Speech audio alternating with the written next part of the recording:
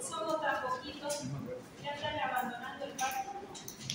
Mañana hay examen de SAP, así que tal vez está. Eso puede ser una explicación.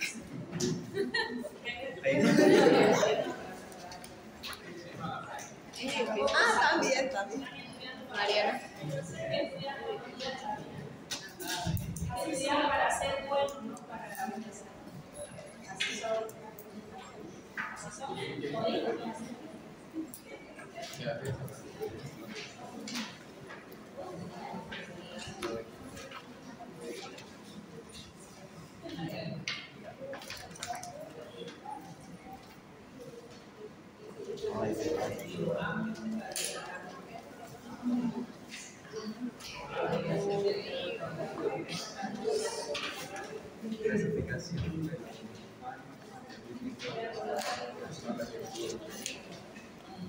La vez está todo lleno de poder.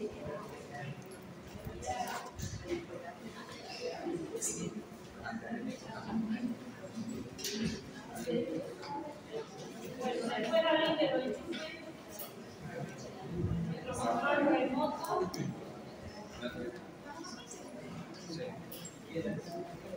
Diego va a hacer de control remoto. Bien, ahora todos atentos, ¿ya? Si hablo de glucocorticoides,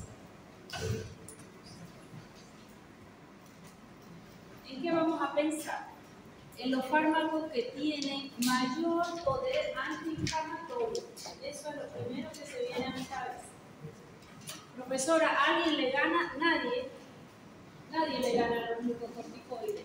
¿Quién sabe por qué? Porque es el más potente. Porque va a inhibir cascada de inflamación desde el inicio. ¿Cómo inicia una cascada de la inflamación? Por una lesión en la membrana fosfolípica. Diego, ¿te puedo seguir molestando? Ya, vamos a dar toda la introducción, que es lo que quiero que quede en el cerebrito, y después ya vamos a verlo. Thank you. Son dos. Era para ver si hacías buen ejercicio. Thank you. Ahora sí. Ya. Si yo voy a hablar de una cascada de la inflamación, ¿dónde se va a iniciar? Con polípidos de membrana. ¿Quién puede agredirme con polípidos de membrana? A ver, vayan diciéndome cosas. Una lesión física, química, biológica. Una lesión de tipo física, química, biológica. A ver, una física, aquí me da un ejemplo, una agresión física que me puede disparar inflamación. Un traumatismo, un golpe, una quemazón, una cortadura. Y el cirujano cuando va a operar va a inflamar.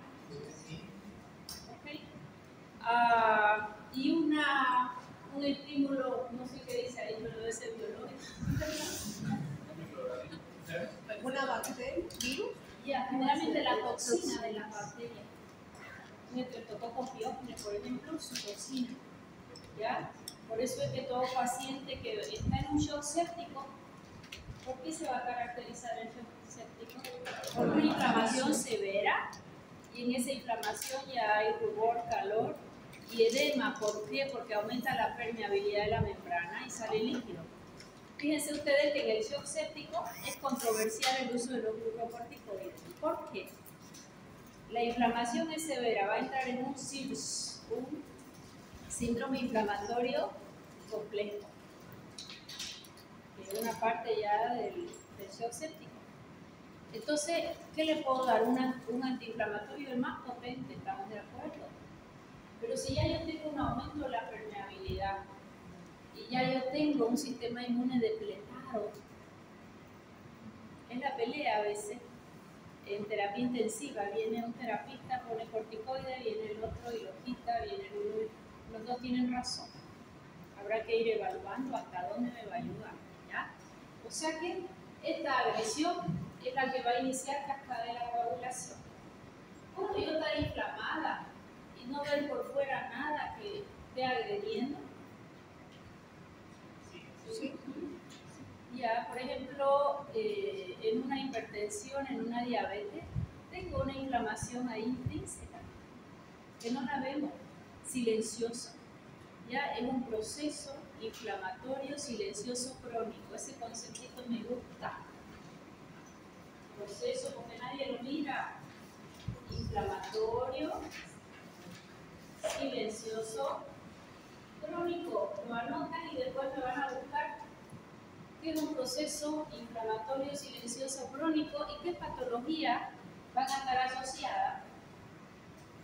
Denme ejemplo, ¿qué patología ustedes creen que me hace un proceso inflamatorio silencioso crónico? Artritis. Pero eso termina en itis. Artrosis. Todas las itis sí. Ah. O sea, no está mal respuesta. Pero las que yo no creo que son itis. Lupus. Neoplasia. ¿Ah? Neoplasia. Las neoplasias tienen lo suyo, es otro cuento. Hipertensión.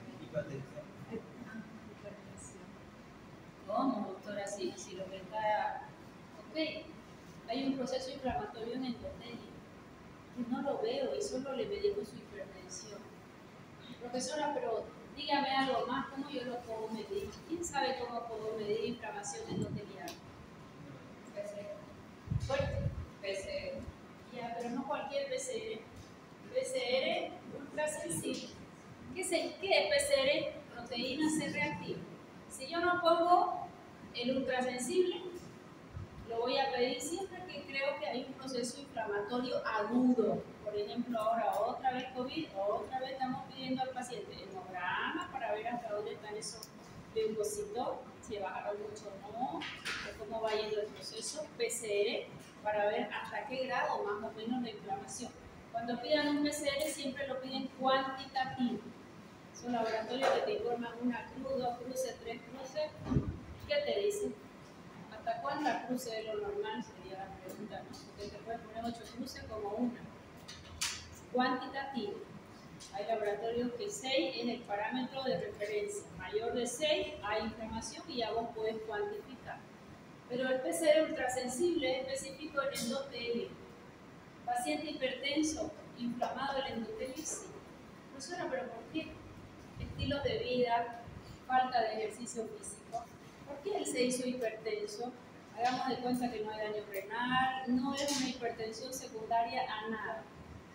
Simplemente por hábito. El paciente tiene su sobrepeso y lo único que dice, mire, mi glucosa está bonita, no le hemos pedido insulina todavía, pero solo tiene hipertensión y quieren que le medique hipertensión, le vamos a buscar un losartán, un diurético, un beta-bloqueante según su perfil. Hasta ahí estamos de acuerdo. Más nadie ve esto. Y esto es lo que va a hacer el deterioro del paciente. Profesora, ¿pero por qué este paciente hipertenso está inflamado? Por su tipo de hábitos. El endotelio empieza a inflamarse según lo que tú comes y cómo vives. ¿Quién va a inflamar?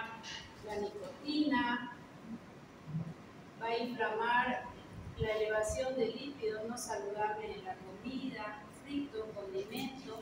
La hiperglicemia hace los AGE o productos de la glicación avanzada y este endotelio se va inflamando y va adquiriendo carga.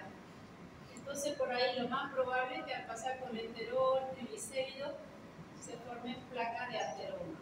Pero este endotelio inflamado es característico del paciente hipertenso. A no ser que sea una hipertensión por extremo estrés, porque el simpático se disparó, paciente súper saludable, atlético, es otro tipo de estrés. ¿Okay? Pero acuérdense En hipertensión también tengo inflamación. Entonces yo estoy inflamado. ¿Cómo lo voy a medir? PCR ultra sencillo. Si bien yo voy a cortar el inicio de la cascada de la coagulación, ¿qué va a ser importante acá? Tratar de controlar el agente etiológico causal. Va a entrar a una cirugía el paciente. Alguna vez yo hice una tesis haciendo en el paciente el uso de glucocorticoides previo a la cirugía. Y con eso unos eran glucocorticoides y otros AINE. Entonces, ¿cuál era el objetivo? Que cuando el cirujano corte, todo esto ya va a estar bloqueado y la inflamación va a ser menos. Va a haber inflamación, pero va a ser menos. Es como una profilaxis inflamatoria, porque yo sé que va a ser sometido a cirugía. Pregúntenle a cualquier paciente que entra a una cirugía estética, esas que son masivas, que son una, ¿qué se llama? Una lipoestructura. Eso se usa más, ¿no? Desde los brazos, la panza, las piernas, los dedos. Ya, ¿va a haber inflamación ahí o no? Sí, Severa. ¿Y qué le va a pedir el cirujano? Que se coloque un glucocorticoide antes de la cirugía o se la van a colocar si la internan antes. Son las cirugías a las que menos le prestan atención, el preoperatorio, y es la más riesgosa porque es extremadamente agresiva. ¿Por qué el glucocorticoide antes si todavía no hay inflamación? De forma preventiva, para que cuando él empiece a trabajar, ya esta cascadita de inflamación esté controlada. ¿Bien? Entonces, si bien yo tengo mis agentes causales, esos agentes causales, ¿qué hace el fosfolípido cuando es agredido? fosfolipasa y se convierte Fosfolipasados. ¿Y ahí quién aparece en escena? el ácido araquidónico. Ácido araquidónico. Esta cascada la voy a preguntar todos los días de su vida hasta el último día. ¿Está bien? Y el ácido araquidónico va a dar lugar a que las vías importantes de la inflamación. A una que le vamos a llamar la vía principal, que la vamos a ver con todos sus detalles, ciclooxigenasa. Ya vamos a estudiar que ciclooxigenasa hay una, hay dos, hoy en día se habla de una tercera. Y la ciclooxigenasa ya, no lo escriban, se las voy a mostrar las minas más bonitas. ¿Ya? Quiero que solo lo metan en su cabeza, para que sepan que cuando usan un corticoide, ¿qué estamos haciendo? Prostaglandinas, mediadores de dolor, inflamación y temperatura. Tromboxano. ¿Qué hace el tromboxano? Protombina A, trombina cascada de la coagulación, y el tromboxano es el que va a terminar en coagulación. Entonces, una cascada de la inflamación puede tomar la vía de la prostaglandina, sí, y que va a haber dolor, inflamación, rubor, edema. Pero también puede tomar la vía del tromboxano, trombos, coágulos. ¿Y cómo ustedes se darían cuenta si esta vía de la inflamación siguió la vía del tromboxano? Le hacemos al paciente un dedímetro.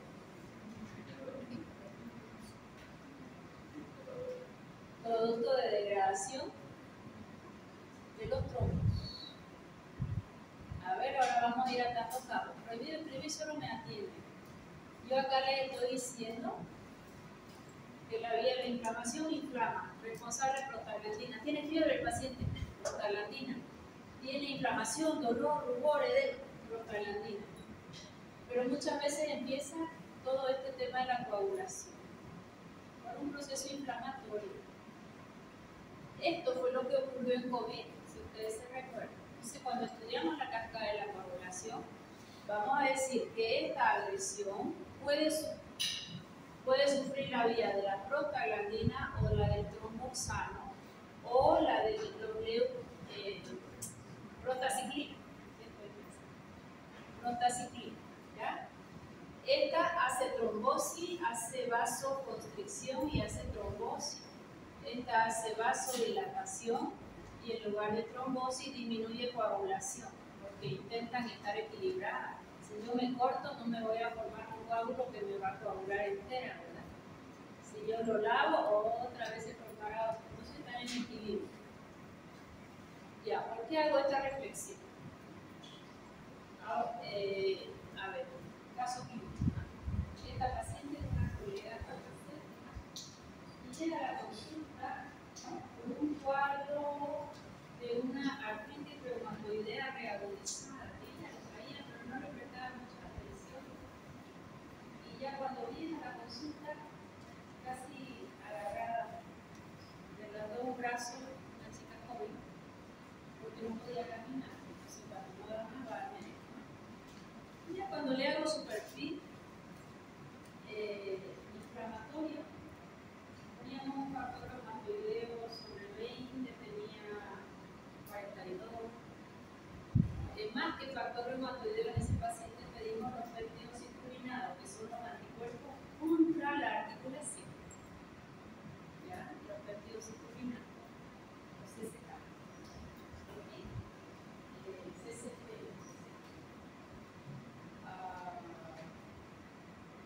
¿Qué me llamó la atención? Yo estoy ahora trabajando en una tesis donde estoy relacionando el estrés oxidativo, que es que hay radicales libres que agreden la membrana, ¿verdad? Entonces hay inflamación. ¿Qué es yo mirar en una lámina un estrés oxidativo que son como huecos en la coagulación de una gotita coagulada? Y hay radicales libres. Si hay hueco, es porque se han roto los puentes de colágeno que eran insolubles y se hicieron solubles, porque el radical libre agredió. Entonces estamos haciendo la relación entre este estrés oxidativo y su valor de D-dímero, porque el D-dímero es el producto de la coagulación. Lo que yo estoy intentando ver en la lámina de estrés oxidativo son los huecos en la coagulación. ¿Okay? Entonces, le pincho el dedo. Un estrés oxidativo de morirse, ¿no? Uno ve una placa coagulada que es todo naranjadito con unos hilitos negros que es el colágeno insoluble. Cuando hay estrés oxidativo ve una mancha blanca y entre ellas se unía mucho estrés oxidativo. O sea que el proceso inflamatorio de ella estaba. Entonces le pido el D-dímero. El D-dímero a mí me lo testan sobre 500, esta vez generalmente es 0,5, pero para que yo pueda comparar mejor lo hemos hecho sobre 500. Sobre 500 ya tenía 6.000.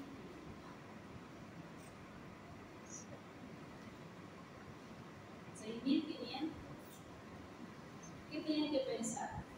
Siempre el dímero D lo ha utilizado el médico vascular para ver que hay un trombo. El COVID, el que tenía de dímero alto, lo anticoagulamos, pero sin preventarle su número. Porque se te iba a morir y hacía trombos y hacía un infarto. Y la gente que se murió al inicio, que caían así, como mosca, decían, no es, que veían no lo decían, pero nosotros eran muy lejanos. Caían así. ¿Por qué? Porque se coagulaban y hacían un infarto cerebral, cardíaco, renal, cualquier. ¿Y acá qué pasa con esta niña? Cuando yo pinché, la sangre salió muy fácil. Me quedo pensando, 6.500, ¿qué pasó ahí? ¿Cuándo más se me puede aumentar el D-dímero descartando un proceso trombótico? Un COVID con ese valor de D-dímero no la contaba. O sea, tiene que estar coagulado antes de respirar. ¿Qué le estoy queriendo decir? Que el proceso inflamatorio severo puede no coagular al paciente y tener un D-dímero alto. ¿Por qué? Porque la vía de ella de la inflamación, en lugar de venir para acá, el predominio es de este. ¿Se entendió? O sea que el mensaje cuál es: proceso inflamatorio mediado por prostaglandina, dolor, rubor. Más yo debería medir siempre, cuando es muy severo, un D-dímero. Si sale alto, lo primero, buscar un fenómeno trombótico. Una trombosis pulmonar, una trombosis hexafena, donde fuera. Primero descartos. Si aquello lo has descartado, esto hay que trabajarlo como un proceso inflamatorio que viene de dónde? De cascada de la inflamación. Entonces, si yo les pregunto, ¿en qué puede derivar la vía principal de la inflamación? ¿Cuál es la respuesta? Prostaglandina, y la prostaglandina son mediadores de qué? De la inflamación. Dolor, Rubor, edema, inflamación. inflamación. ¿Qué otra vía puede seguir? La del tromboxano. La vía del tromboxano. ¿Y cómo me doy cuenta que siguió la vía del tromboxano? Por el dedímero. Por el dedímero. Y si el dedímero sale algo, ¿qué hago? Siempre primero descartar pulso. Puede ser una trombosis pulmonar, una trombosis cardíaca. Descartan primero. Pero puedo yo tener un dedímero alto sin un fenómeno trombótico, Sí. porque toda esa vía de la inflamación siguió la vía del trombo sano, y sí me va a ser un indicador. O pues la otra vía generalmente con la trombo están de la mano, porque es de vena caudal y el de anticoagulante y el anticoagulante. Pero igual voy a tener el producto de la degradación del trombosano. Buena pregunta. Yo estoy trabajando en eso. ¿Cómo descartamos que no hay un fenómeno trombótico? Si el fenómeno trombótico fuera en miembros inferiores, la paciente no camina, tiene claudicación. Pero es de que ya no camina así, y eso es una resiliencia aguantar.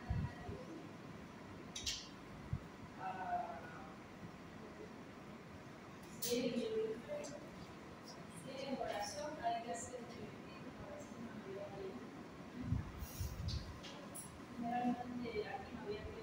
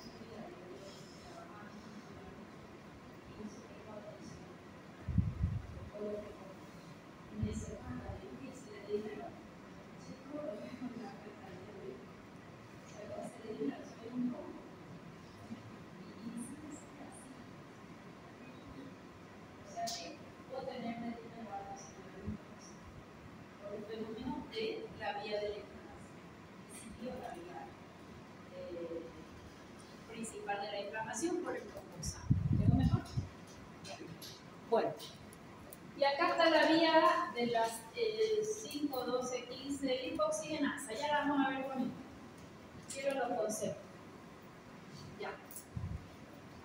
Cuando nosotros vamos a hablar ahora de los glucocorticoides, ¿qué necesito que sepan? Que yo voy a producir diario glucocorticoides. ¿Y cómo es que se va a producir diario? Hipotálamo, hipófisis. ¿Quién más? Para producir cortisol. La glándula suprarrenal va a ser el ACTH y ella va a producir el ACTH va a dar aquí, ¿no? ACTH y ella va a producir el cortisol.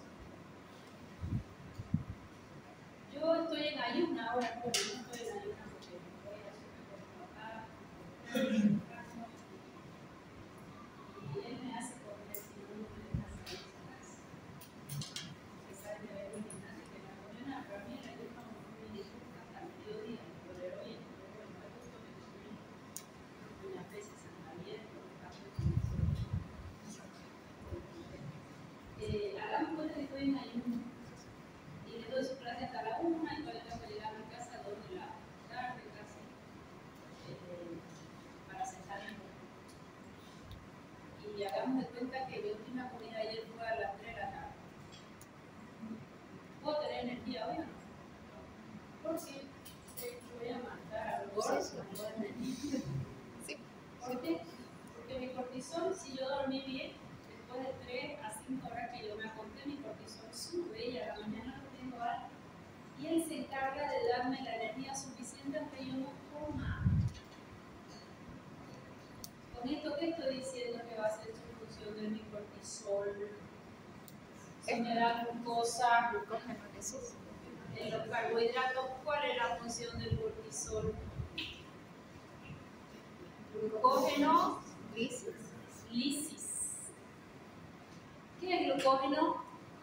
La forma de almacenamiento de la glucosa, ¿a dónde?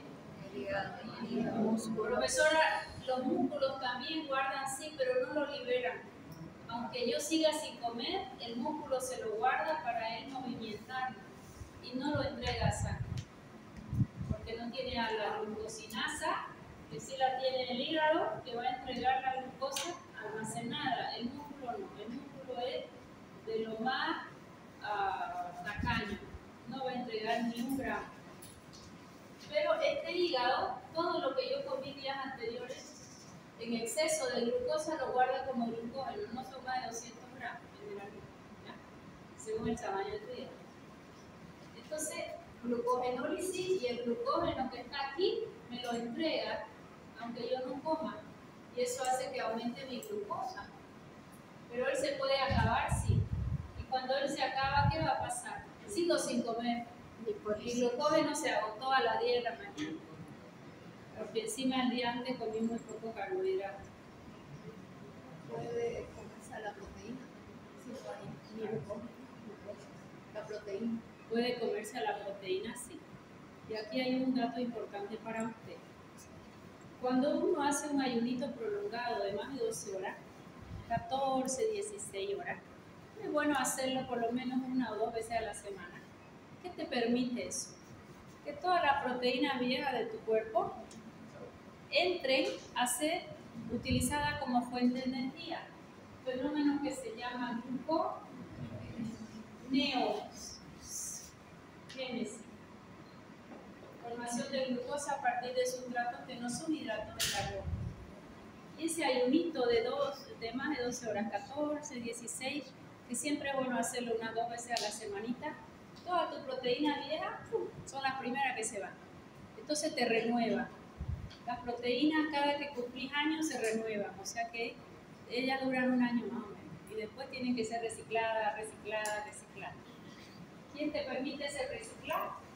Por eso la gente que ayuna más, generalmente físicamente le ve con un mejor estado. Ya esa restricción calórica hace que tu proteína viejita sea usada como fuente de energía. listo, ya están todas mis proteínas viejitas ahí, utilizadas como fuente de energía, yo me renuevo. Se acabaron, ¿con qué seguimos? Con los lípidos, o sea que la gluconeogénesis es proteínas y lípidos. Para que el lípido entre a ciclo de Krebs son más de 36 pasos para recién entrar en fosforilación oxidativa y darme energía. Tiene que haber una beta oxidación que no se activa fácil. Ojalá, pero fuera, te dejo comer y ya uso mi grasa. Eso usa unos 5 a 7 días en recién activarse para que yo use mis ácidos grasos como fuente de energía. ¿Ya? Y la energía se baja esos 5 días. Que empieza a hacer una cetogénica, está así 5 días, que no se quiere levantar, para acostumbrar a sus carbohidratos. Pero después 5 días dice, no, estoy fantástico, no como 16 horas y me como todas las grasas que quiero. Tampoco así, pero bueno. Ya él se activa. A ese fenómeno, ¿cómo le voy a llamar? Gluconeogénesis. ¿Será la única vez que hay gluconeogénesis? ¿Ese ayunito prolongado o no? ¿A qué huele ese paciente que está haciendo ayuno prolongado? Fruta. A fruta, a acetona, a manzana. ¿Por qué? Porque los cuerpos cetónicos son producto de la degradación de la grasa. Ah, te llegó tu paciente con vómito de diarrea, te acerca a él, tiene olor a manzana, a vinagre, ácido acético. Está en cetosis y te va a salir en la orina acetona y por todos lados hasta que lo hidraten. Pero ¿qué otro paciente te llega con cuerpo cetónico? Diabético. ¿Pero por qué hay otro mecanismo? La glucosa no entra por ningún modo. Está alta en sangre, tu insulina no sirve, o no hay, si es o no. Y el dolor es terrible en toda la enfermedad de la una vez hay pacientes debutantes de diabetes. Son pequeños. Ahora se ve también, probablemente para el ¿sí? Entonces ahí no puede usar la glucosa. Hay un paciente que era bien gordo, de lo que llega a tu amigo después de 5 años, siendo re flaco. Te dice el gordo, el ex gordo, y vos sabés que nada también en mi vida dice, sí, porque es igual. Pero te veo un rato, te paso de todo que me adelgaza. Y te ve la patita, una cifra. Y está diabético. Está sacando su proteína como fuente de energía porque su glucosa no la produce. O sea que tampoco es sano.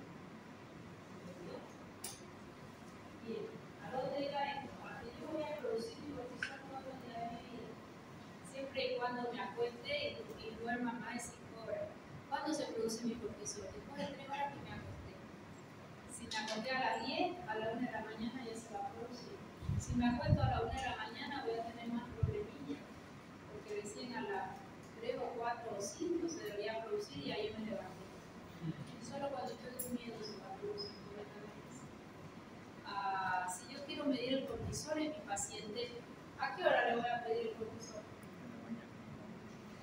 ¿A qué hora es la mayor producción de cortisol? A las 8 de la mañana.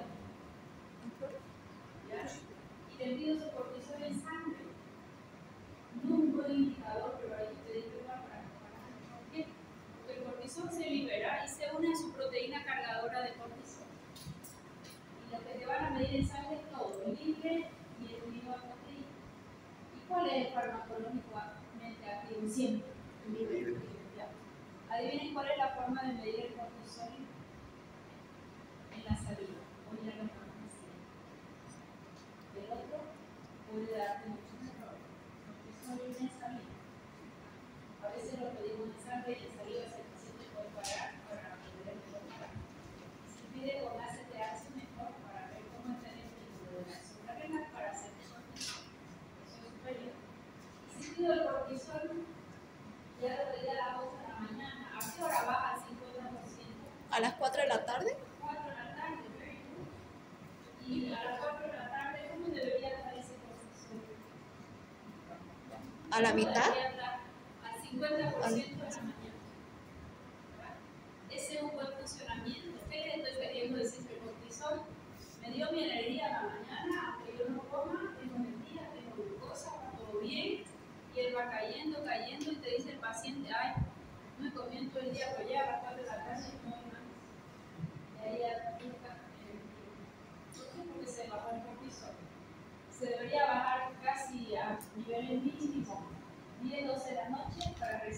tener su pico si el paciente se acuesta. Si yo no me duermo, no va a haber producción. Vamos, producción natural, ¿verdad? Porque si yo vivo súper estresado, ahí la hipercortisolemia es importante. ¿Qué estamos viendo hoy? Si yo tengo un paciente elevadamente estresado, porque el pico del estrés lo subo, lo bajo, esto es un día, eso es otro día. Al final del día lo bajo, me duermo, me levanto temprano, hago mi ejercicio, como mi buena fruta, mi comida antiinflamatoria, estudio mucho, doy un buen examen. Entonces me voy a mi cama feliz, contento, duermo como un ángel y cargo. Pero si este paciente cortisol alto, lo baja un poquito y sigue, ¿qué va a pasar con los años? ¿Qué fue lo que pasó con esta paciente que yo les cuento? Ella extremadamente obsesiva en querer mejorar en su vida y estudiar más, y trabajar mucho y rendir para todo. Y no bajó nunca su cortisol. ¿Qué puede pasar aquí? Da alto. ¿Qué puede pasar con esta glándula que es la productora? Se agota. Y si se agota y ya no tengo cortisol alto a la mañana, está bajito,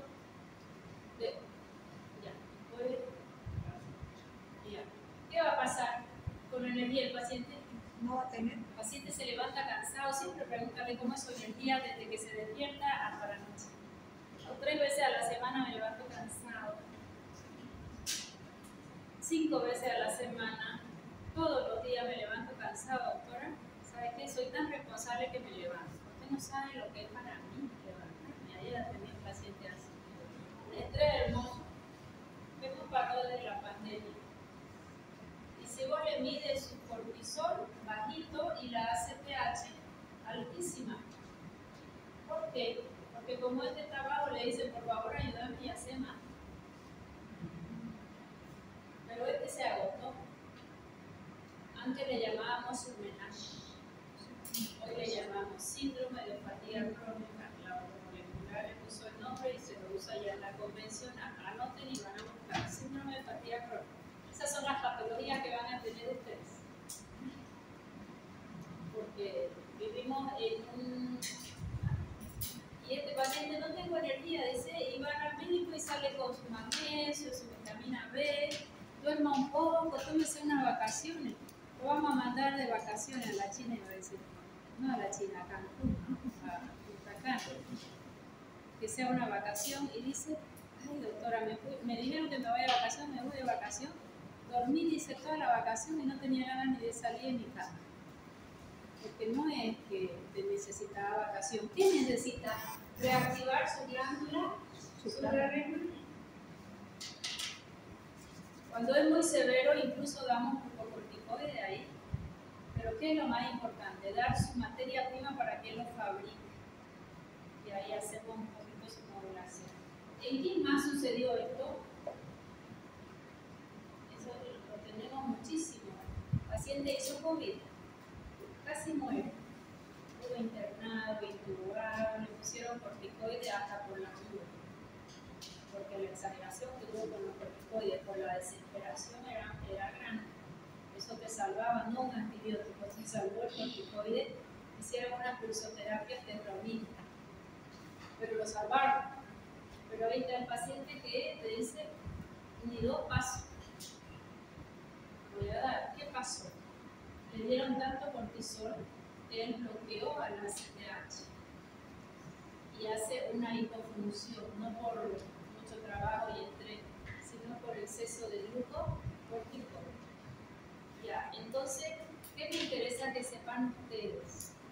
Que vamos a usar glucocorticoides y son fantásticos, sí, maravillosos los glucocorticoides, porque es lo más antiinflamatorio que hay. Deben saber que nosotros los producimos naturalmente, 8 de la mañana pico máximo, 4 de la tarde, y determina mi día, mi cortisol, determina mi glucosa, determina mi energía, se debe bajar de forma paulatina hasta el final del día, pero también puedo tener un bloqueo acá. Entonces, toda vez que pausarlo. ¿Qué vas a medir? Cortisol 8 de la mañana, cortisol 4 de la tarde. En sangre y de preferencia en saliva. ¿Ya? De preferencia en saliva. Profesora, nadie me preguntó por qué en saliva. Porque el cortisol es un cortisol libre el que van a testar en saliva, no unido a proteína plasmática, porque por la saliva no sale unido a proteínas, en sangre sí. ¿Ya? Bien, entonces esto lo tienen que saber y tienen que saber interpretar qué pasa con la ACTH y el cortisol, si está alto o si está bajo, para yo saber qué hacer. ¿Ya? ¿En quién lo vemos esto? Síndrome de fatiga crónica, o cuando hemos usado dosis muy altas de corticoides, que a veces se lo utiliza para salvar una vida y hemos hecho un feedback negativo. ¿Se entendió? Sí. Bien. Entonces, sabiendo un poquito, Mercedes está más cerca que yo, sabiendo un poquito esa fisiología, ¿cómo reactivamos la glándula? Es una buena pregunta. Para reactivar una glándula suprarrenal tenemos que utilizar varios de los aminoácidos, entre ellos usamos dosis altas de fenilalanina, que es uno de sus precursores. Después,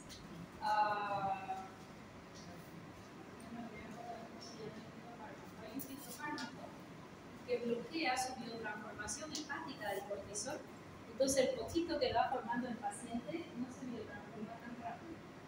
Ahorita voy a poner su nombre, le llamamos el cortisol natural. Listo. Tengo la punta de la lengua ya. ¿Quién más va a reactivar el cortisol? Tenemos que hacerle su fórmula con zinc. El paciente tiene que tener sola proteína porque se va a formar de aminoácido. Y este fitofármaco, que yo no voy a acordar seguramente hasta el final del día, así reactivo. Pero si está muy bajo, tengo que usar un corticoide. Y acá viene la segunda parte del tema. Los corticoides van a tener dos efectos. Uno le vamos a llamar glucocorticoideo y el otro mineralocorticoideo. ¿Qué significa glucocorticoideo? Todo este efecto que hemos visto. Antiinflamatorio, antiinflamatorio,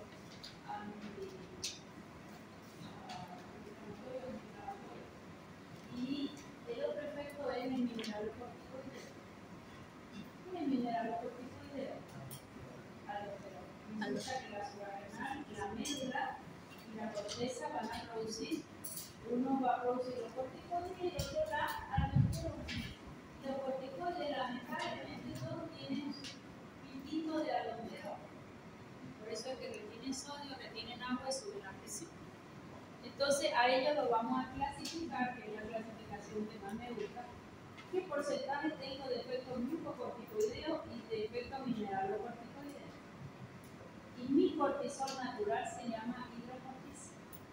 Entonces, si tu paciente está con muy bajo cortisol, y si bien vamos a ayudarle a reactivar, a veces yo tengo lo que hicimos en los pacientes con COVID, darle el corticoide. ¿Cuál le voy a dar? El de producción natural, la hidrocortisol, porque es el que nosotros producimos, que tiene 50-50 efecto glucocorticoide y efecto mineralocorticoide, y es el que me determina mi presión arterial. ¿Okay?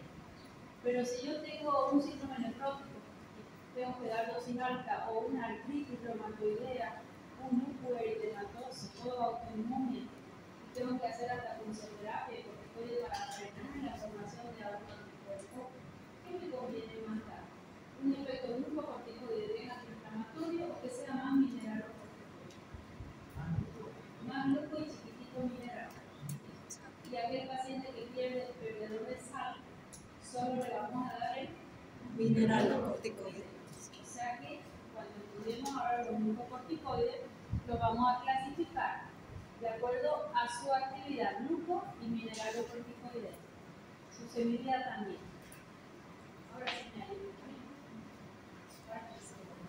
Doctora, una consulta. ¿Y si tenemos el caso opuesto de una persona que es muy estresada tiene su cortisol elevado, pero aún no tiene falla de la glándula suprarrenal, ¿cómo podríamos bajar el cortisol con algún fármaco que no sea nomás relajación?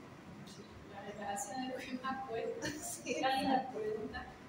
Así lo encontramos al paciente estresado. El cortisol te intoxica. Cuando estás muy estresado, el cortisol te intoxica, estás intolerante, probablemente estás ansioso, estás taquicárdico, no logras apagar tu luz y no duermes de noche, o te acostaste cansado y a las 2 horas ya estás arriba. Esos son los pacientes que llegan a la consulta antes de aquello.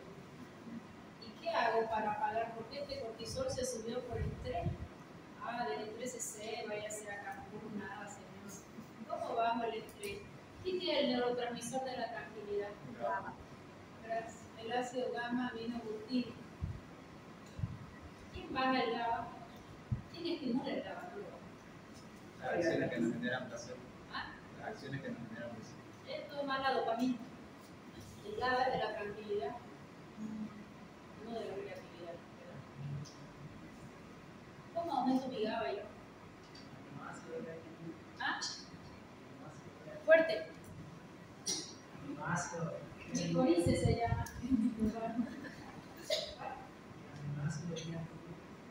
Pero si yo le doy GABA, se le transforma y no llega a nada. ¿Cómo lo subo? El GABA. ¿Qué te van a dar si llegas estresado a la emergencia?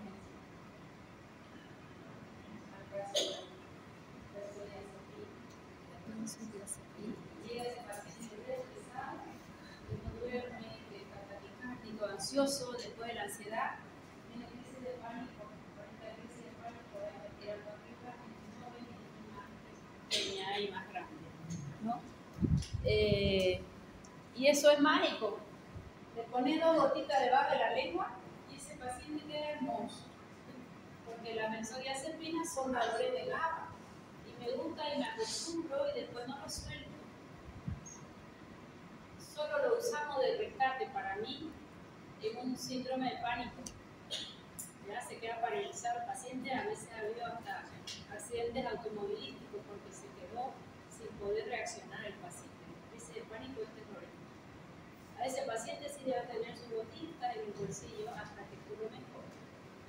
Pero, ¿y cómo lo bajo el GABA? Toda actividad de relajación.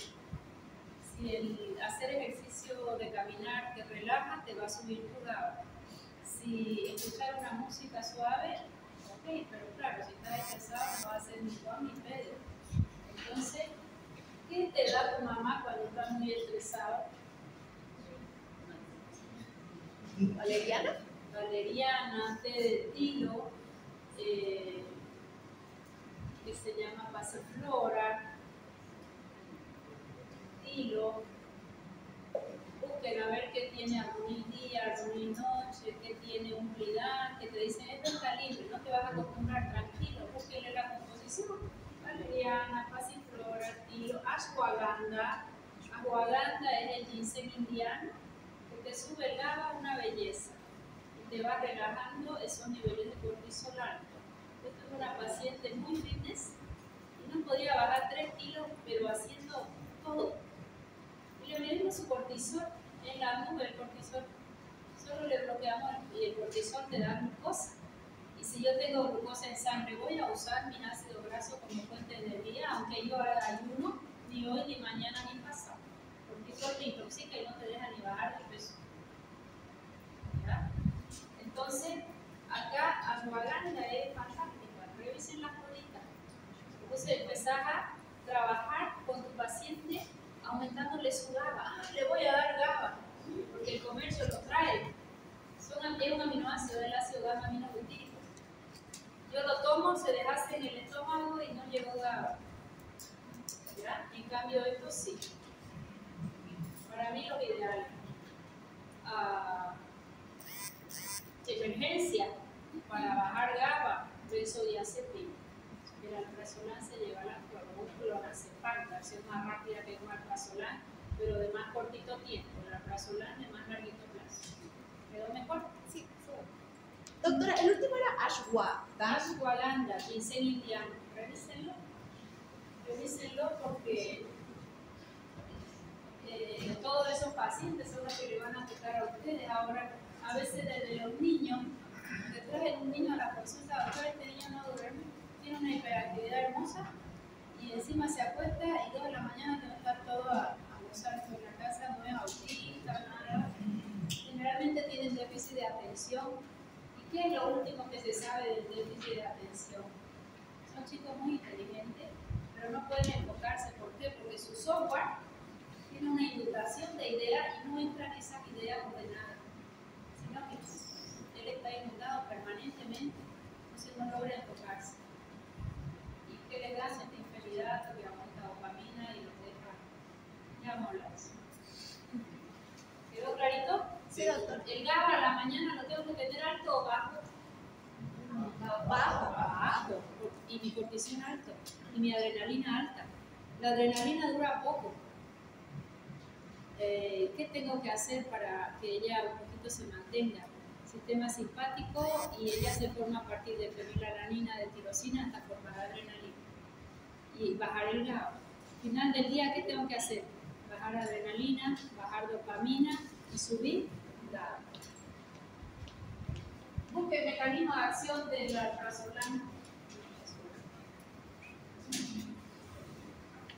Aquí digo mecanismo de acción del alprazolam. Digo, voy a poner mi máquina para no hablar y avanzar rápido. Esta es mi mediecita, me parece que son muy grandes. Incrementa la actividad de GABA. Fuerte. Actúa incrementando la actividad de GABA con una transmisor inhibidor. Ya, aumenta incrementando la actividad de GABA. Ese es su efecto farmacológico. ¿Y cuál es su mecanismo? Eso ya ustedes lo tienen que saber y diferenciar. Porque el mecanismo va a ser una interacción, una inhibición, una enzima, algo. A ver quién lo pilla. Reprime el sistema nervioso central. Efecto farmacológico, caballero. Vas 2-0, te estoy dando 2 puntos. Que sigan participando.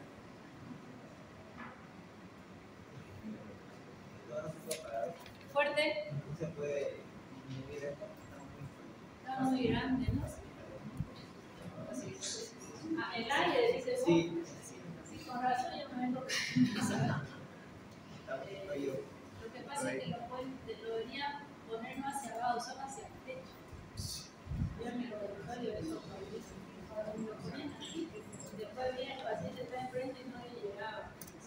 Mira, apenas que anda, o sea que no. Pero para que se despierten, el frío hace vasoconstricción y la vasoconstricción aumenta la adrenalina y la adrenalina aumenta el flujo cerebral y aquí estamos con y acá, ¿quién midió el mecanismo de acción de la benzoazepina? De la paracetamol. A toda la cadena química y no hace nada. Mecanismo de acción, quiero.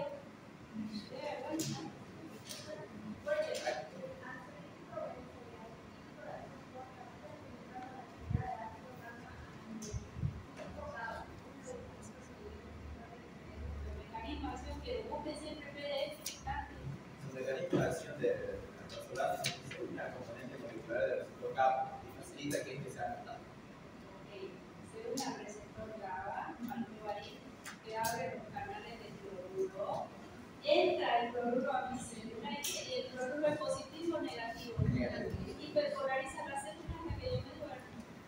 Y sus efectos son 5 de la benzoazepina. Si lo he dicho desde el principio, según la dosis ansiolítico, sedante, hipnótico, antidepresivante, relajante, gratificante. Sí. A ver. Las benzodiazepinas se fijan de manera específica a un sitio específico localizado en el complejo molecular del receptor GABA. Como resultado de esta interacción, sobreviene una modulación alostérica en el complejo que permite la mayor influencia del GABA sobre su sitio específico de interacción, aumentando la probabilidad de abertura del canal de cloruro en respuesta al GABA.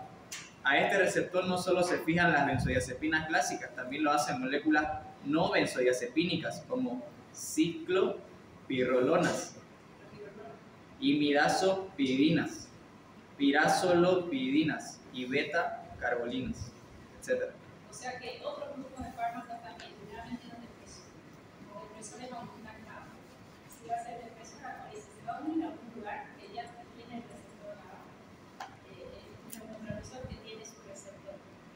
abre canales de cloruro. Y entra cloruro. Si entra mucho cloruro, más efecto. Por eso BTT ansiolítico. Dice el paciente que tiene su síndrome de pánico. Una gotita, doctora, debajo de mi lengua y mi diente, bueno, todo sale de casa. Es terrible el síndrome de pánico. Y aparece todo, no es que nació con eso. Yo tenía una paciente que ya se casó, y ella, preciosa. ¿Vieron cuando la naturaleza juega en el colegio botánico? Una muñeca sin maquillaje, preciosa y un cuerpo envidiable. Ella estudiaba diseño de moda. No podía cruzar la calle, no era capaz de dar un paso. Eso es el síndrome de pánico. Y su hermanita tenía como 12 años, ella ya empezando en la universidad de diseño, 13 años, y una habilidad para hacer las costuras y los diseños innata. O sea que ella se ponía en su casa y hacía una cosa, y el problema era cuando tocaba ir a la universidad. No podía dar un paso. Le hubiera puesto cemento, pero si la llevaba la hermanita, solo la agarraba, la tu brazo ahí y ya podía dar un paso. Entonces ella vivía de la mano de la hermana, de peor, siempre la chantajeaba para tener cosas a favor de los compañeros, las contrarias, las invertidas. Y la agarraba y con ella caminaba y podía ir para con la muy disciplinada. Y después, cuando yo la recibía solo al brazo, carrito, y me dice, yo pongo mi boca mágica y puedo, y llegó ella a conducir. No fue capaz de aprender. Y fuimos controlando bastante, con todas sustancias naturales. Siempre tiene en su bolsillo su almorazolana en gota de rescate, porque ella se va dando cuenta cuando empieza la crisis, ¿no? Que es una estimulación simpática nada. Como también he tenido otros pacientes con síndrome de pánico, 40 y pocos años, un ingeniero petrolero de lujo, que las empresas petroleras se lo llevaban a alta mar 3 semanas, lo mandaban una, detenían lo que él quería, porque es un cargo del hombre, y la plata que ustedes quieren, muy trabajador. Y llega, y va conduciendo su auto, y se queda paralizado, no podía apretar el freno ni hacer nada. Algo le ayudó en su mente y logró tirarse a un lado, en el tercer anillo. Se quedó paralizado, no podía ni agarrar su teléfono a llamar, primera vez que le pasaba. Ese es un estrés severísimo. Eso es un síndrome de pánico. ¿Se entendió?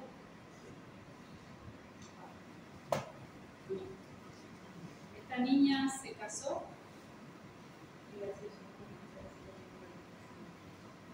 con un muchacho que también tenía síndrome de pánico. Y entre los dos se super ayudan, ¿no? Entonces todas sus actividades y todo en su casa es musicalista, para ir ayudándose ellos, para tener su GABA lo más alto posible, ¿no? Su tipo de comida, las infusiones que toman, que son valeriana, intentando ayudarse. Interesante, porque los corticoides, ¿dónde se van a producir? En la médula suprarrenal, adrenalina, y esto ya lo saben de memoria. La zona, aquí está, la zona glomerular. ¿Qué va a producir la zona glomerular? Aldosterona. Aldosterona. Por eso es que yo no puedo separar la parte del grupo corticoidea con la mineralocorticoidea.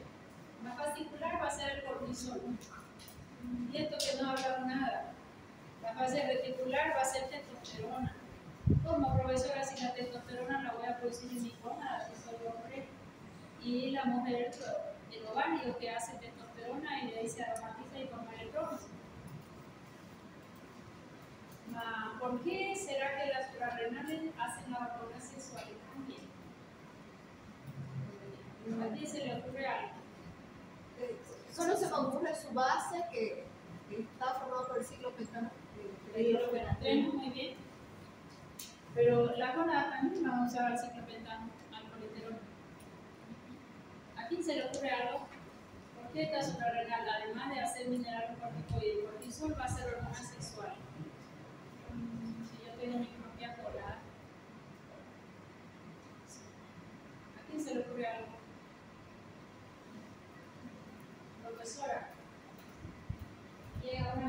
causa una menopausia y las hormonas caen. Y hay una disminución hormonal, pero nunca es a cero. La sexualidad se mantiene hasta el último día de tu vida. ¿Por qué? Porque las suprarrenales van a dar la hormona necesaria para mantener la sexualidad de ese paciente o de ese individuo. Sigamos pensando. 50 años. ¿Será que un paciente de 50 años ya no va a tener relaciones, ya no va a tener testosterona, no va a tener estrógeno? Hoy en día hay menopausia precoz en mujeres 40 años, 35 años. Eso lo tenemos. Más su vida sexual sigue siendo activa. ¿Por qué?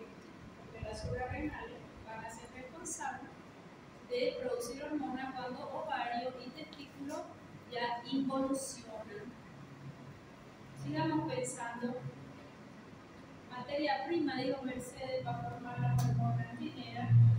El colesterol bueno, el acetato de colesterol, ciclometanoperidina. Aldosterona, cortisol y testosterona nacen del ciclopentano. Por aquí hay una gráfica bonita. ¿Ya? Y de ahí está.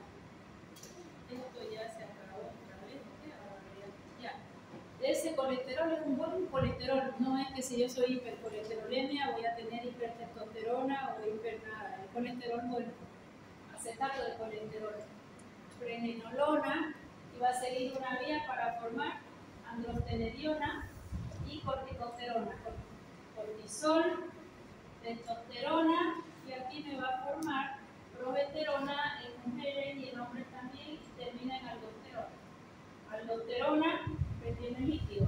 Cortisol me da la energía y la hormona sexual. ¿De dónde vienen todas? Ya. Tu paciente su GABA no lo bajó nunca. Su estrés es hermoso, trabaja, estudia, hace de todo y no lo bajó. Ese colesterol, ¿para dónde se va a ir? ¿Para testosterona, para cortisol o para aldosterona? Cortisol. Se lleva todo. ¿Y qué va a pasar con esta pobre? No va a haber materia prima para. No va a haber materia prima para formar testosterona. ¿Ok? ¿Queda clarísimo? Ya, ese paciente joven, ¿cuál es su consulta? Estrés. No dice, estoy estresado. Doctora, no funciona. Amo a mi mujer y me va a divorciar porque cree que tengo otra. Y yo solo quiero llegar a casa, leer el periódico, que nadie me moleste. Y si puedo me duermo. ¿Sabe qué? Me duermo. Pero me duermo una hora profunda y después estoy a las 2 de la mañana con los ojos así y a las 6 me voy a trabajar y ya no dormí. ¿Por qué? Porque está inundado de cortisol. Y esto me da papura. Esto ocurre en suprarrenal. ¿Se entendió? Sí. Bien, entonces recordar nada más que los glucocorticoides voy a producir cortisol o hidrocortisol, son sinónimos. Mineralocorticoides, la aldosterona y la desoxirribotestosterona. Y finalmente las gonadales, el DEA es el padre de todos. Hidroepiandrosterona. Se fregó. Y de ahí nos va a salir una testosterona. Eso de memoria. De memoria cuando quieran modular bien a su paciente. Colesterol, prenenolona es la base, y de ahí de la prenenolona salir la demás. Ciclopentano, ¿cuál es el ciclopentano? ¿Derecha o izquierda? Izquierda, ¿Derecha? Ciclopentano, pentano 5 carbonos. El de la derecha son 1, 2, 3, 4, 5 carbonitos. Lo demás todos tienen 5. Ese es el ciclopentano, y ya hemos visto recién inmutar, hipófisis, corteza suprarrenal. ¿Tiene su ritmo circadiano? Sí. Si yo estoy más estresado, ¿tengo más cortisol o menos cortisol? Más cortisol. Si yo voy a hacer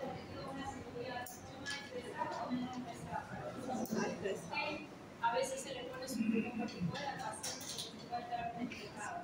¿Cuál es la única cirugía con premio que la mamá entra con una sonrisa? Tiradora de plomo. No puede. La cesárea, porque va a conocer su hijo. Me va a decir la cirugía plástica. Esa también.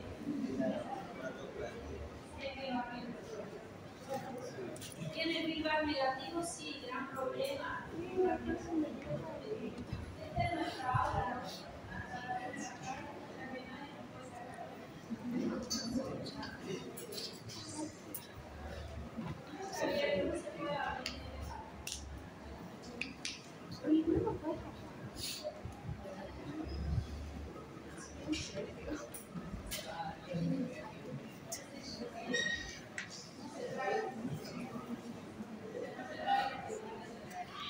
¿A qué hora aumenta el cortisol? Después de 3 a 5 horas que recibe la vida que me dure.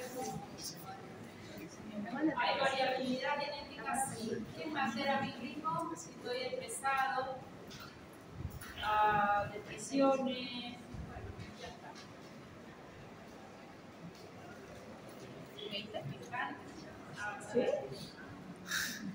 ¿Cuántos secretos de cortisol por día? Eso es importante para que después podamos hacer una restitución adrenal en una hipofunción de 14 a 20 miligramos.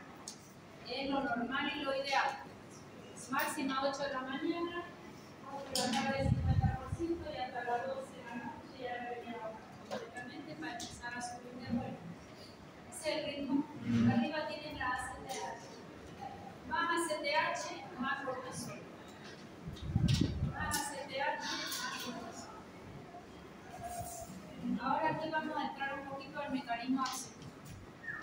El mecanismo de acción es indirecto. Como profesora, si usted dijo que inhibe a la fosfolipasa 2, no inhibe a la fosfolipasa 2. Este es el glucocorticoide liposoluble. Va a atravesar la doble membrana lipídica. Esta es la doble membrana lipídica, membrana celular. Como es el liposoluble, pasa. Cuando llega al citoplasma, se une a un carrier, a un conductor. Ese conductor lo va a llevar hasta dónde? Lo va a llevar hasta el núcleo. Lo traslada al núcleo. Entonces, este conductor me trajo mi corticoide al núcleo. En el núcleo, él le va a dar la orden al ribosoma mediante un ARN mensajero.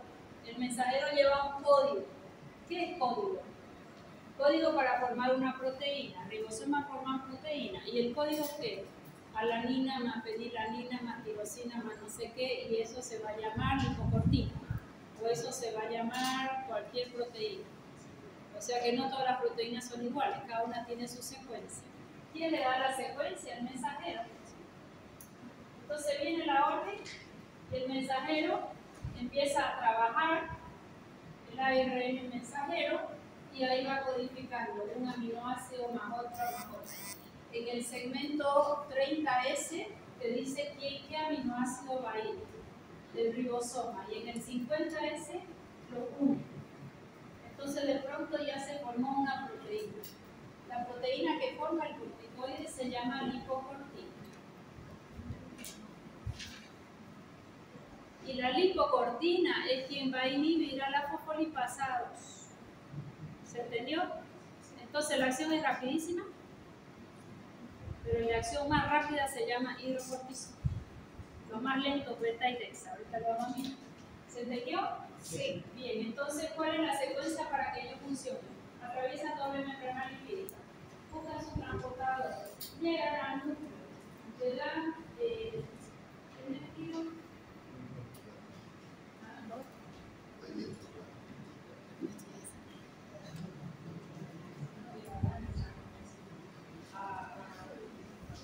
Llega al núcleo, en el núcleo le da la orden al ribosoma para que haga una proteína. ¿Cómo se llama la proteína?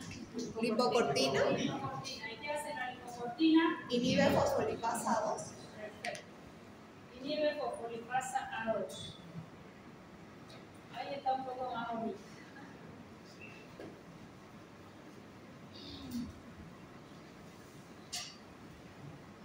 Esto está buenísimo. No vamos a hablar de eso. ¿No?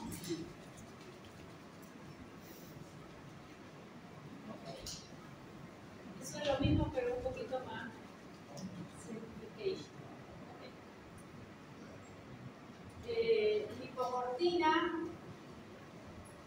inhibe fosfolipasa 2. Yo bloqueo acá. ¿Qué voy a esperar? Que disminuya el ácido araquidónico. El ácido araquidónico va a ser el primer ácido madre de la cascada de la inflamación. Cascada de la inflamación tengo la vía principal y la vía alterna. Esta es la más sencillita. Después vamos a ver en la INE una más complicada. Esta ciclooxigenasa va a dar lugar a endotoxicidad, ya lo hemos visto, prostaglandina. ¿Qué número hay aquí? 2. ¿Por qué? La E, la D. La 1 y la 3 son antiinflamatorias. Mercedes, te has ganado un punto. La 1 y la 3 son antiinflamatorios. ¿Quién me sube la prostaglandina de la línea 1 y de la línea 3? Omega 3. Yes, omega 3. Han compartido medio. Omega 3. ¿Y qué es lo que hace la prostaglandina esta de la línea 2? Es inflamatorio. Vasodilatación, broncoconstricción. ¿Se acuerdan que en asma decíamos prostaglandina, histamina, leucotrieno, factor de agregación plaquetario como autacoide dentro del basófilo? Aumenta la permeabilidad, por eso va a haber edema, permeabilidad capilar, dolor y fiebre. ¿Ves? Tromboxano, este me está sacando canas verdes, pero ahí va. Tromboxano hace vasoconstricción y agrega las plaquetas. Mientras que la prostaciclina vasodilatan lo que este hacía vasoconstricción. Esto es para tener un equilibrio. Antiagregante plaquetario, que van en equilibrio. Es la misma cascada. Y aquí aprovecho del siguiente tema que vamos a avanzar, que son los AINES. ¿Cuál es el mecanismo de acción de los AINES? Bloquea ciclooxigenasa. Bloquea ciclooxigenasa. Bloqueo la vía principal de la inflamación, ¿cierto? Y si yo lo bloqueo acá, ¿para dónde se va este ácido araquidónico? A la vía externa. ¿Y qué tenía en la vía alterna? Leucotrienos, principalmente de la línea 4. Y los leucotrienos de la línea 4, ¿qué hacen? Broncodilatación, vasoconstricción y aumentan la permeabilidad capilar, edematizan al bronco. Uno de los autacoides de la bronquial. Levante la mano, ¿quién se acuerda qué fármaco le bloqueaba su receptor SIG a los leucotrienos? Arriba la mano. Montelukast, Safilukast. Muy bien. Arroyo. Broncoconstricción, vasoconstricción y aumento de permeabilidad, todo lo que inflama, pero ya en vía respiratoria. Bien, ya tenemos el mecanismo de acción y el efecto farmacológico, lo vemos ahora. ¿Está quedando clarísimo? Sí. Y ya vamos a entrar a los efectos adversos y ahí vamos a pensar 100 veces si lo usamos o no.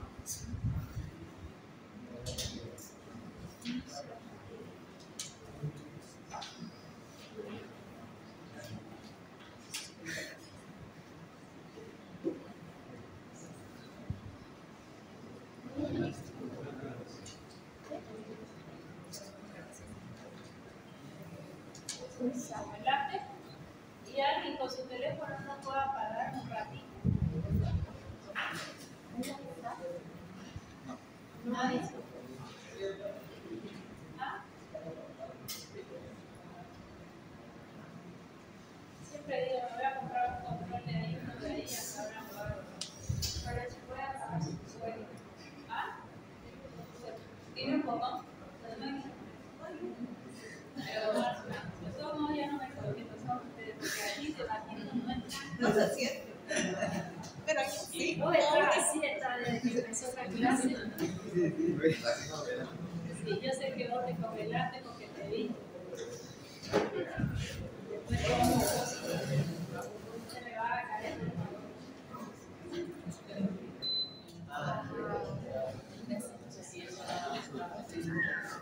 Así sucedió cuando voy a pasar curso. Me pongo un saco y me sale afuera y me... Vamos, que esto no se acaba. Silencio. Vamos a ver los efectos farmacológicos. Yo les pregunto, ¿cuáles son los efectos farmacológicos de los glucoscorticoides? Primero, señala la florina que le gana antiinflamatorio. ¿Por qué? Porque inhibe la vía de la inflamación desde el inicio. Principal y arterial. No negociable. Segundo efecto farmacológico es inmunosupresor. ¿Qué es inmunosupresor? Me va a bajar el sistema inmune, y eso porque disminuye la actividad de los linfocitos T, de los linfocitos B, incluso de los leucocitos. ¿Y para qué me sirve? Sería inmunitario y el trasplante. Para enfermedades autoinmunes, pacientes trasplantados. Este efecto no se da a bajita dosis. Si yo uso una prednisona 5 miligramitos, me antiinflama bonito y no me baja la inmunidad. Esto se va a dar con dosis alta o tratamiento prolongado. Paciente con un trasplante de riñón, le dice el médico, hasta el último día de su vida no me deja de tomar esto. Así de importante. Tiene razón. Porque si lo deja de tomar, probablemente puede haber un rechazo al órgano. ¿Ok? Ahí le va a dar dosis bajita, pero todos los días de su vida. Pero si yo me guisé el tobillo, me dieron prednisona unos 3 días para que desinflame más rápido, no voy a tener todas esas ramas. ¿Okay? O sea que las RAMs van a depender si la dosis es alta y del tiempo de uso. Number 3. Tiene un efecto metabólico. Y así lo van a decir siempre. ¿Cómo metabólico, doctora? Sí, sobre hidratos de carbono, sobre proteína y sobre lípidos. ¿Qué dijimos que hacía sobre los hidratos de carbono? Glucólisis. Glucogenólisis. ¿Qué más? Gluconeo. Es decir, todo esto lleva a hiperglicemia. Ya lo vimos. ¿Qué le hace a la proteína? Proteólisis, me gusta. Proteólisis destruye proteína y en términos más bonitos, anabólico proteína. Perdón, catabólico.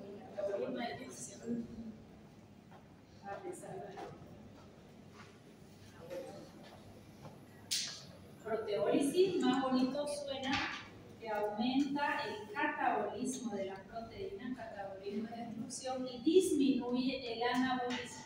¿Ya? O sea que encima que destruye proteína, no deja que el cuerpo forme proteína. Importantísimo. Y en los lípidos, lipólisis es destrucción de los lípidos y aumentan los ácidos grasos libres en sangre. Y todo esto, ¿para qué? Para formar carbohidratos. O sea que si yo... Espíritu chocarrero. Cuando yo era estudiante de medicina, estaba en 3er año, estaba estudiando una madrugada y me solita, mi hijo dormía chiquitito. Y mientras yo estudiaba, aparece su robot de mi hijo. Así era un robot que le había regalado para Navidad. Soy linda, ¿no? Me levanto, voy a esperar a mi hijo por si él no tenía el control. No, el control estaba en el escritorio, fui lo traje conmigo y lo dejé a mi lado. Dije, al rato me da la vuelta así. Mi hermano era medio mi vecino, vivía más allá y lo llamo y le digo, hermano, algo ahí en mi casa, venite volando.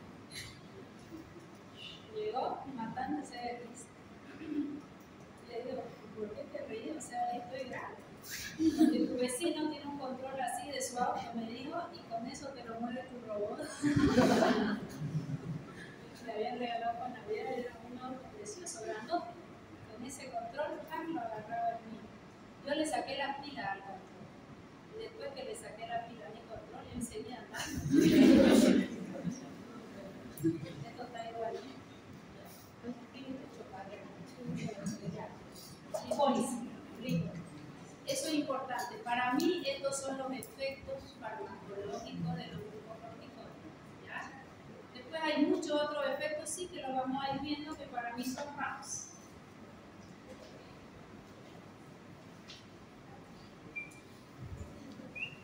El glucocorticoide, antiinflamatorio por excelencia, es lo mejor que existe. Hoy día no está tan frío, creo que ahora es calefacción caliente.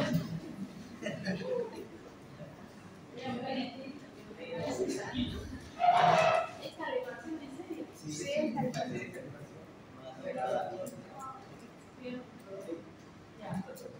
Aquí está, pero no tan bonito como yo se lo dije. Parte del efecto general. Entonces, toda vez que llaman el efecto farmacológico, tenemos un efecto bruto y uno mineral. ¿Está bien? Inmunosupresor antiinflamatorio por excelencia, pero interviene en el metabolismo de hidratos de carbono. Ya hemos dicho lo que hacen, eso ya está. Eso ya está. Cuando decimos que hacen lipólisis, en el uso crónico o dosis muy alta, ¿qué es lo que vamos a lograr?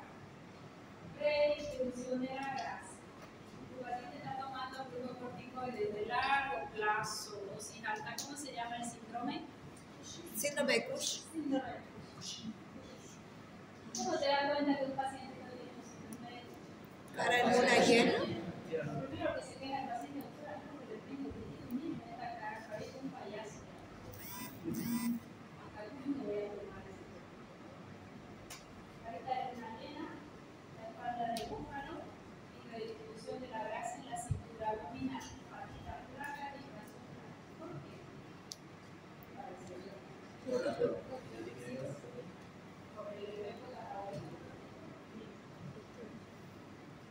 Catabolismo proteína y ya está.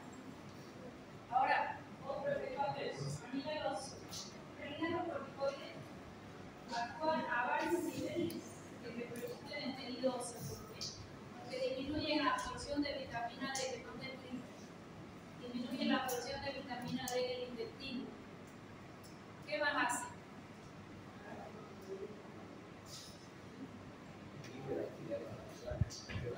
Ya. Dos cosas importantes. El tejido óseo tiene una actividad osteoblástica, que es formación del tejido óseo, y osteoclástica, que es destrucción. Todos tienen que ir adecuadamente en equilibrio. Pero me aumenta la osteoclástica, destruye el tejido óseo y disminuye la osteoclástica, que no se forme nueva. Y además me sube el paratormona. ¿Quién sabe dónde está la paratormona y para qué cuerno sirve? Está pegadita a la paratiroides, pero no forma parte de la tiroides. ¿Ves? ¿Y para qué cuerno sirve la paratormona? ¡Ah! Eso parece, ¿no? Ya. Ahora me toman atención con atención. ¿Ah? Hagan de cuenta que tienen un paciente hipertenso. Seguramente tiene su colesterol triglicérido. ¿Quién va a hacer una plaquita? Gracias a quién? Al calcio. ¿Ven? Que ya nuestra comida tiene alto calcio. Le da corticoides, disminuye la absorción de vitamina D y aumenta la paratormona. Si la paratormona aumenta, él va a sacar calcio de donde sea. ¿Quién es el favorito? Huesos y dientes, no son unos dientes. Huesos y dientes. Entonces, toda vez que ustedes quieran saber, sin hacer una densitometría, cómo está la calcificación de tu paciente, cómo se va moviendo su metabolismo, pídele una paratormona. La medimos. La paratormona va de 10, generalmente a 50, 40 y algo, no importa. Y si la paratormona está aquí en 48, está en rango, felicidades. ¿Qué te está diciendo? Se está robando el calcio de tu hueso. Esto yo lo trabajo mucho en pacientes que son mujeres que han hecho úlcera de mama y que se les deja con anastrozol o con letrozol o con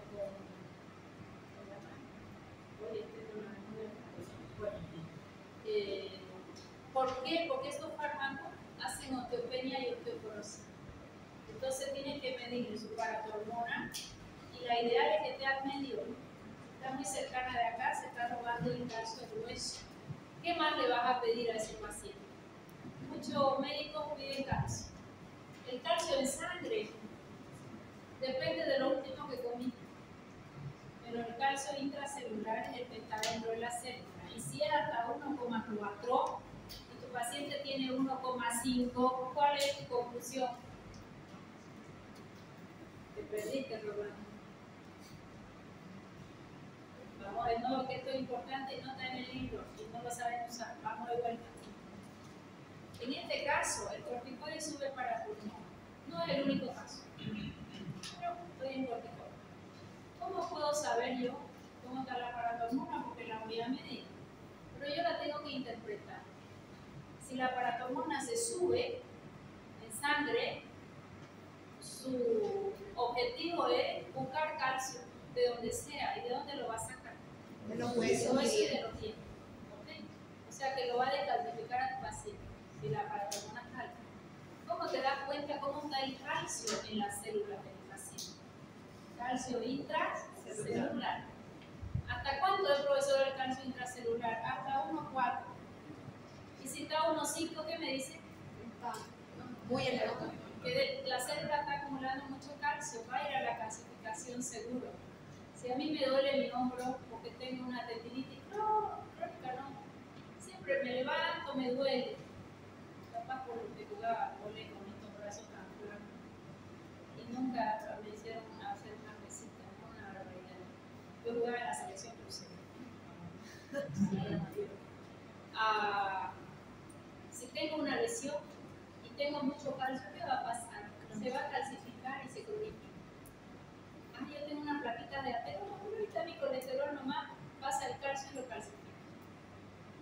Tengo dolor de artrosis, calcificado. Le hace su placa al paciente, hay que dolor, pico del oro, osteofito, calcificaciones por todos lados. ¿Se entendió? Busca el riñón, calcificaciones, le ven el hígado, calcificaciones, está calcificado. Aorta se va a calcificar. O sea que no es que el calcio alto sea bueno. Entonces, está por relacionar siempre paratormona con el calcio intracelular. ¿Se entendió? Sí. Ya. Entonces, fíjense que si bien acá decimos aumenta paratormona, inhibe la acción osteoclástica, aumenta la osteoclástica, ustedes tienen que saber cómo hacer seguimiento de este paciente. ¿Qué le voy a pedir? Paratormona, calcio intracelular. Y si sale algo, ¿qué hago? ¿Cómo le va a paratormona ahora? Vitamina D3. El ejercicio nos ayuda, pero ¿cómo la vamos? Es complicado. Tengo que ver los mecanismos que me aumenten el calcio al hueso. Lo único que mete el calcio al hueso aquí en Roma se llama ejercicio físico y no solo caminata, de mayor intensidad. Número 2, vitamina K2, para que el ácido glutámico pase a carboxiglutámico y pueda meter el calcio. K2. Y la vitamina D3 activada. Aunque yo tome vitamina D, el riñón es quien la activa, solcito le ayuda. ¿Okay? Si ya yo logro eso, probablemente la paratormona se va a bajar. ¿Y quién es su antagónico? El calcio. Magnesio. Bajar el calcio de la alimentación y aumentar la magnesio. Si tu paciente tiene que recibir su prednisona porque tiene su trasplante, porque tiene un síndrome nefrótico y lo va a usar por 6 a 8 meses, porque tiene una artritis reumatoidea, la calcificación va a ser terrible. Ahí voy a dejar. En la otra clase no voy a hablar y solo voy a presentar las láminas y vamos a avanzar rápido. ¿Se entendió? Porque Sí. Lo que yo más necesito es que ustedes sepan que es mi producción natural, qué es lo que hace y que yo sin tomar corticoides puedo descompensar esa suprarrenal. Puedo aumentarla o la puedo bajar. Y es lo que hay que evitar en los pacientes para no llegar a usar los fármacos. Esta profesora de fármacos quiere que usen fármacos. A veces es importante. Lo que sabe de acá.